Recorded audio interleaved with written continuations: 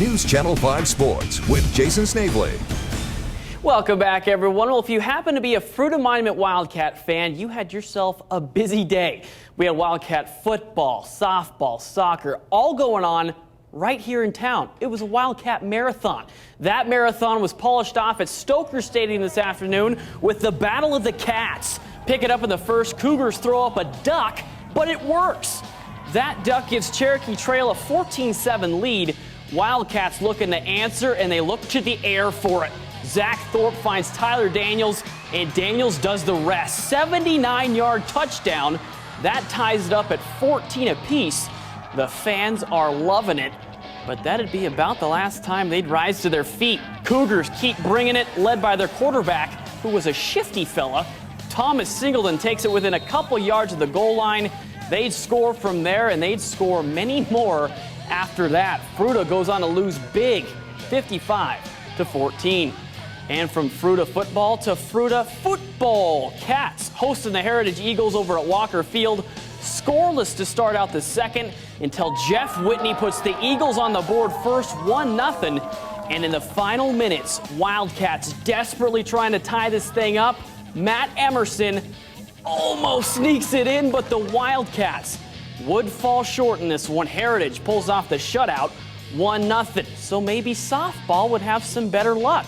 Erica Shearden with the wicked shange.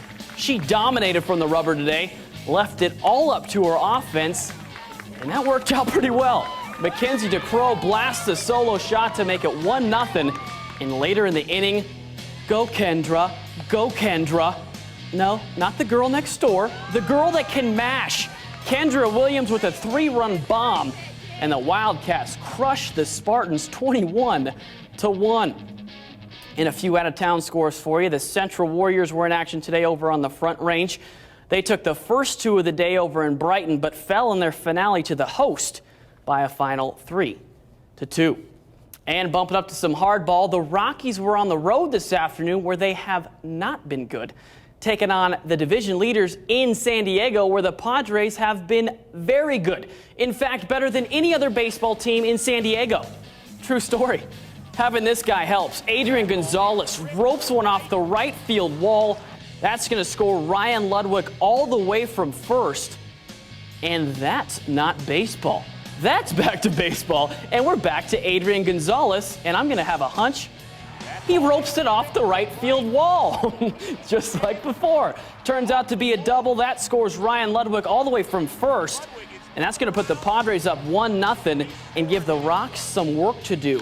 To their eldest workhorse, Todd Helton drives in Carlos Gonzalez easily from third. Tulo not as easy, but he's in there. Rockies take a 2-1 lead, and with the bases loaded in the fifth, Ryan Spilborghs grounds to short. Holy bobbles! That allows Spilborghs to reach safely, and the Pods have now lost 9 straight, looking like the San Diego Madres. Rockies win their second in a row at Petco, 6-2. Here's a look at how that translates as far as the wild card race goes. Philly still leads it by 3.5 games over San Francisco, but the Rockies are right there, tied with the Cardinals at 6.5 games back. And whether it be the economy or not, the Broncos were significantly downsized today. They reduced their regular season roster to 53 players by making some serious cuts. And some of them may shock you. Receiver Brandon Stokely is in the process of having his contract terminated. Recent free agent signees Darrell Reed and Jarvis Green were both cut today, along with, unfortunately, our local boy, former Fruita Wildcat Ryer Gear. Today, the Broncos also officially lost their reigning NFL sack champ by placing Elvis Dumerville on injured reserve. Well, the college football season officially began on Thursday, but for us Coloradans, the season doesn't feel like it's really underway until we get to see the Rocky Mountain Showdown. The face-off between the Buffs and Rams. Buffalo looked a little more intimidating there. Rams moving a little slow. And to be honest, the football game wasn't that much different. Buffs come charging right out of the gate. They jump out to a 7-0 lead midway through the first quarter. And I'll tell you what, their new starting QB looked pretty impressive today. Tyler Hansen this time finds a wide-open Scotty McKnight. That's a new record. McKnight has caught more passes than any Buff in CU history.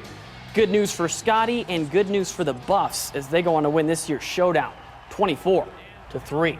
You know how I know football season's here? How? Because Joe Thompson and you are always yelling. Always yelling. That's how I know it's the here. little sports section with the flat screens is just the weather guy and the sports guy competing who can be the loudest. Pretty Exactly, much. and we have 3 TVs in our newsroom, and all 3 of them are all sports. It's football season. That's What do you how I expect? know. That's but you how like I know. it. I do You're too. a football girl. I am a football girl. All right, thanks, Jason. We'll be right back.